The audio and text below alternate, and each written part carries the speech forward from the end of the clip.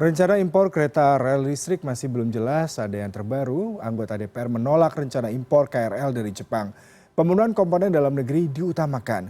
Sementara nasib 10 rangkaian yang segera pensiun belum tergantikan. Alhasil nasib jutaan penumpang yang bergantung mobilitasnya pada KRL terancam. Dan untuk membahas hal ini sudah bergabung melalui sambungan virtual bersama analis transportasi perkeretaapian Masyarakat Transportasi Indonesia Aditya Dwi Laksana. Selamat pagi Mas Adit. Selamat pagi Mas Yuda. Ya Mas Adit, itu sepertinya kabar buruk ya pagi bagi kita pencinta kereta maupun angker anak kereta nih Mas ya.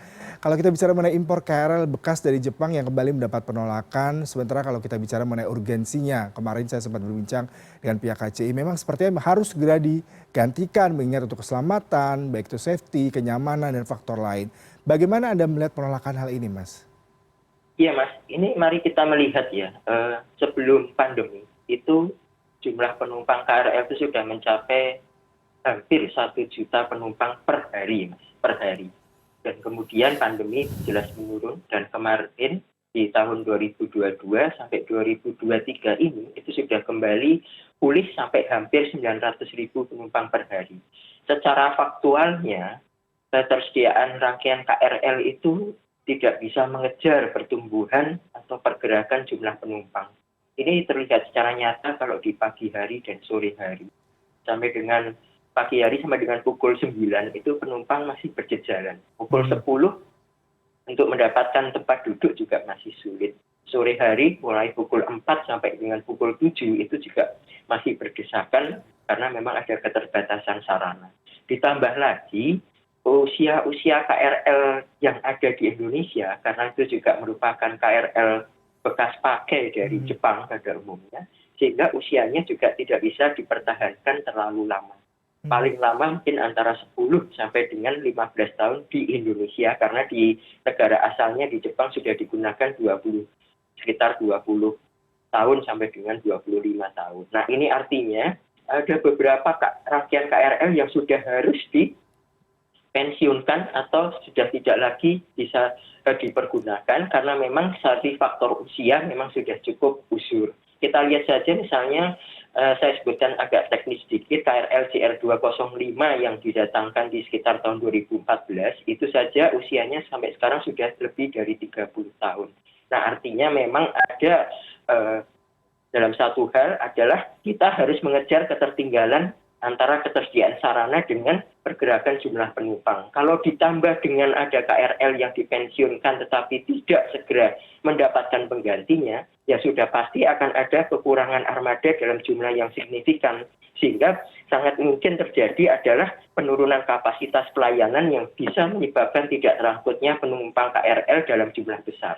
Sehingga kalau KRL impor bekas itu dilarang, maka ya harus ada solusinya. Apakah solusinya? Kalau solusinya berupa menggunakan produksi dalam negeri, kapan itu produksi dalam negerinya siap dan tersedia untuk operasional. Kalau misalnya rangkaian yang ada sekarang harus diretrofit atau diremajakan, butuh waktu berapa lama, dan apakah suku cadangnya memadai, dan apakah nanti kemudian kalau sebagian armada ditarik untuk diremajakan, ya berarti akan ada potensi kekurangan armada juga. Nah ini maksud saya harus dilihat secara komprehensif. Jadi layanan transportasi publik itu Mas Yuda tetap harus diutamakan, tapi dengan tetap mengutamakan keselamatan.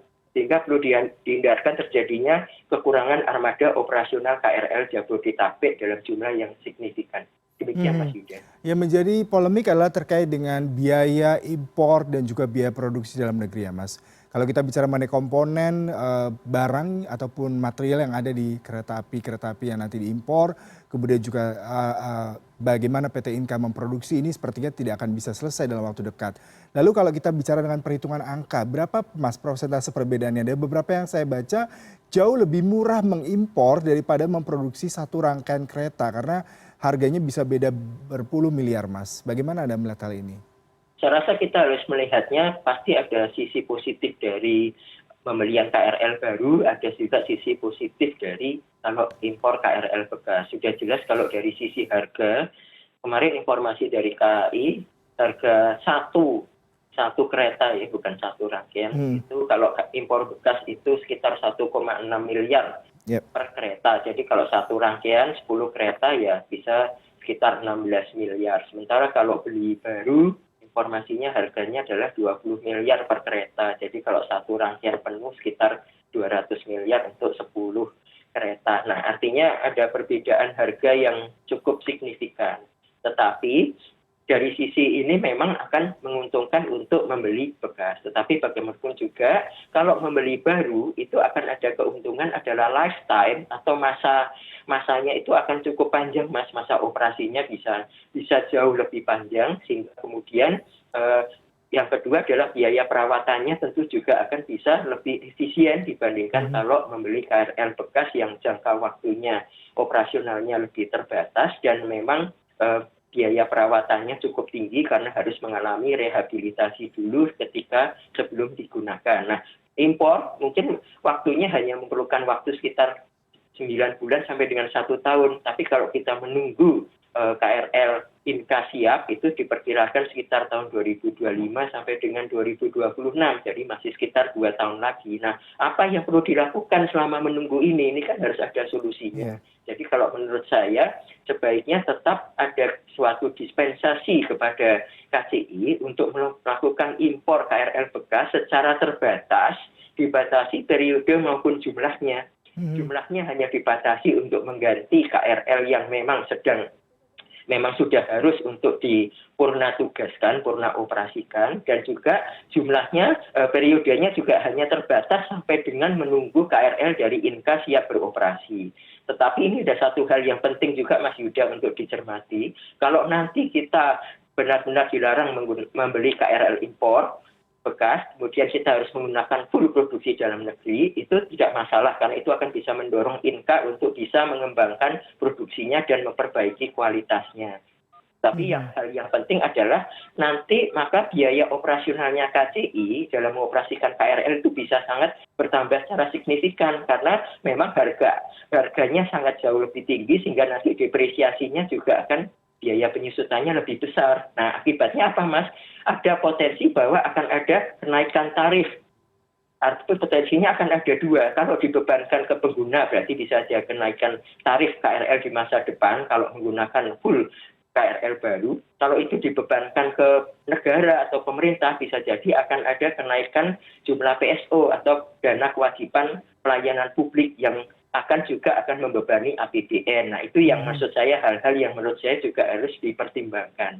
Itu Mas Yuda. Iya, kalau tadi Anda memberikan masukan terkait dengan memang mau tidak mau harus impor dengan jumlah yang terbatas, dengan masa produksi yang tidak terlalu tua ya keretanya ini supaya masih bisa memberikan kenyamanan, keselamatan dan juga kondisi yang lebih kondusif bagi para penumpang. Tapi yang menarik mengenai tadi Anda katakan seandainya biaya operasional akan bertambah, pasti akan dibebankan kepada masyarakat terkait dengan tarif. Sementara kalau kita bicara mengenai keuntungan dari KCI sendiri mengalami banyak sekali kerugian nih Mas. Data terakhir bahkan di tahun 2020 itu mereka biaya produksinya membengkak bahkan mencapai di atas 2021 400 miliar, kemudian kerugian di 2020 mencapai 1,7 triliun. Bagaimana Anda melihat ini? Ya, saya pikir itu karena dampak pandemi ya Mas. Saya pikir hampir semua lini bisnis transportasi akan mengalami hal itu sehingga tahun 2022, 2023 ini adalah masa pemulihan. Nah, karena masa pemulihan itu tentu saja ketersediaan dananya akan sangat terbatas. Yang kedua, karena KCI itu mengoperasikan kereta api yang full dibiayai oleh ada subsidi PSO kepada para penumpangnya supaya tarifnya terjangkau, maka jumlah laba atau margin laba, profit margin yang diizinkan itu hanya maksimal sebesar 10%. Sehingga memang ada keterbatasan cash flow dari KCI karena memang labanya pun kalau laba dalam operasi normal bukan pandemi, labanya pun juga dibatasi 10%. Nah, ini mengakibatkan juga ketersediaan cash flow-nya memang terbatas. Jadi kalau KAI maupun KCI ditanya, pasti mereka akan lebih prefer untuk impor KRL bekas karena memang harganya akan jauh lebih murah sehingga biaya operasionalnya lebih murah, kualitasnya juga masih cukup memadai jangka waktu operasionalnya masih cukup panjang, tetapi itu bisa menambah ketersediaan armada yang dioperasikan ketimbang memberi KRL baru. Tapi kan kita harus melihat secara perspektif ke depannya, tetap saja produksi dalam negeri juga harus didukung.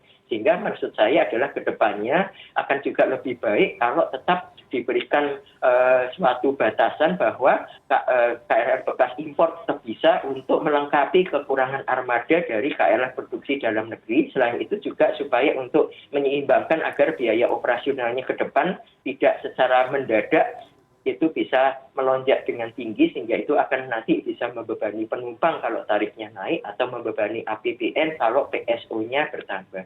Mhm. Sekian, Mas Yuda. Baik, ini yang menarik tentang produksi dalam negeri ya Pak. PT Inka sendiri tidak bisa memproduksi dalam waktu dekat, tetapi kita punya tanggung jawab untuk meningkatkan produksi dalam negeri, kemudian juga untuk mendapatkan peluang pekerjaan buat masyarakat, kemudian juga dari segi kualitas, kuantitas, dan juga masa operasi daripada kereta karena kereta baru produksi dalam negeri.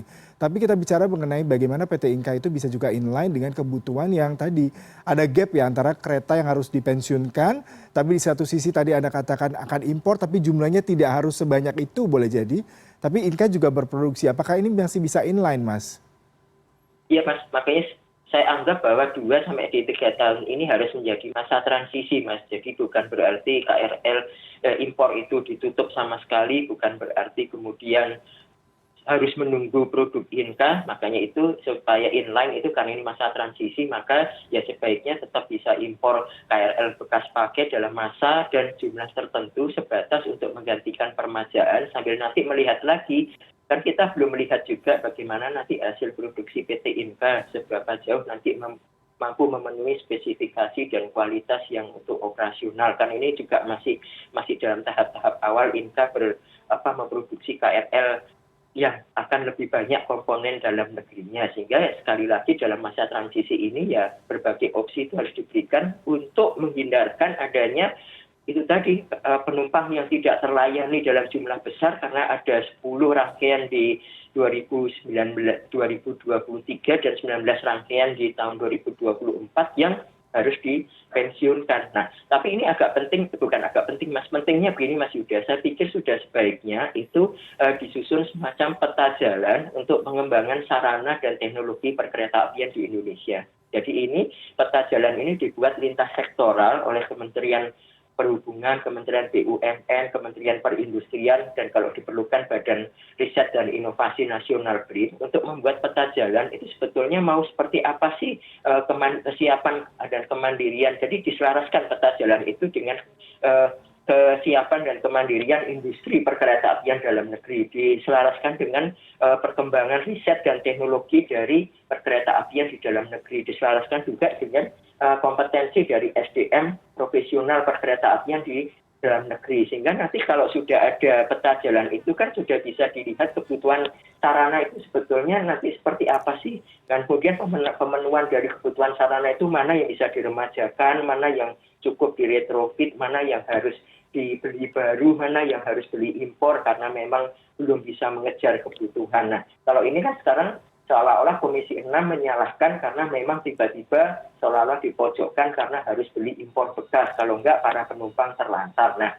saya pikir solusi strategisnya ke depan, kalau ada roadmap mengenai pengembangan industri dan teknologi dan sarana perkeretaapian itu, setidaknya para pemangku kepentingan itu sudah punya kesepahaman yang sama, Mas, sehingga tidak akan terjadi saling menyalahkan seperti ini. Ini tidak hanya berlaku untuk KRL, tapi juga bagaimana nanti MRT, LRT, kereta api cepat, bagaimana nanti bisa alih teknologi dan pemenuhan komponennya menjadi komponen dalam negeri, misalnya begitu, Mas. Baik, Mas Aditya, terima kasih untuk perbincangannya dan rekomendasinya Terima kasih, terkait Mas. bagaimana kita melakukan restrukturisasi di industri perkeretaapian di tanah air. Tadi sudah banyak sekali masukan yang menarik, mudah-mudahan bisa segera diimplementasikan. Selamat pagi, Mas.